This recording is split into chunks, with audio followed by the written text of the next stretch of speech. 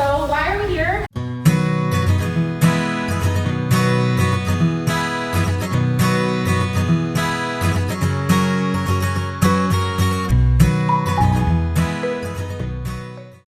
The chances of first responders interacting with individuals with autism out in the community, particularly individuals that are now adults and they're driving and they're living out on their own, which is amazing, and I think really speaks to the fact that we're doing an awesome job of intervention. We also need to continue educating the community and letting them know about when they do interact with an individual with autism that may be out on their own, that they can do so effectively.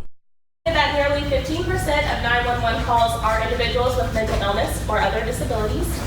Individuals with disabilities are estimated to be 3 times more likely to be victims of violent crimes than typical peers.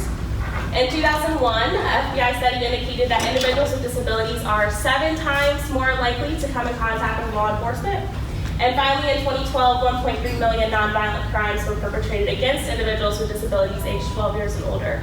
So I know for you guys, those are probably common statistics that you see, but for me, that's kind of eye-opening just because we work with this population. So it really lets us know that as a clinician, I need to make sure that I'm educating our families on how to educate their individuals with autism, but also helping you guys better understand how to recognize these guys out in the community. Individuals with autism struggle with something like imitation. So we have to teach them very basic imitation skills, and we're basically teaching them how to learn in the future. Person, kind of figuring out what is their favorite thing. Do they have any restricted interests that they might really love to talk about? So potentially looking to see, like, are they wearing a backpack that maybe it has something like Paw Patrol on it, or are they wearing a Star Wars t-shirt? So that maybe you can start talking about Star Wars to really gain their trust and then kind of get them to open up after that. What communication method are they using? So we talked about that an individual with autism could be using a different communication other than just vocal speech.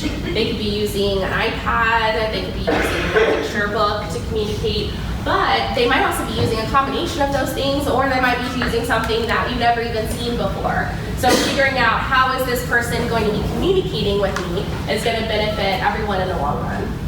Those individuals with autism at school might also be engaging in challenging behaviors. Typically, those individuals will have what we call a behavior intervention plan, and everybody should really be on the same page and following that behavior intervention plan. And the more everybody, including the school resource officers, are knowledgeable of that behavior plan, that's going to make that child or that student more successful because we're all responding on the same page.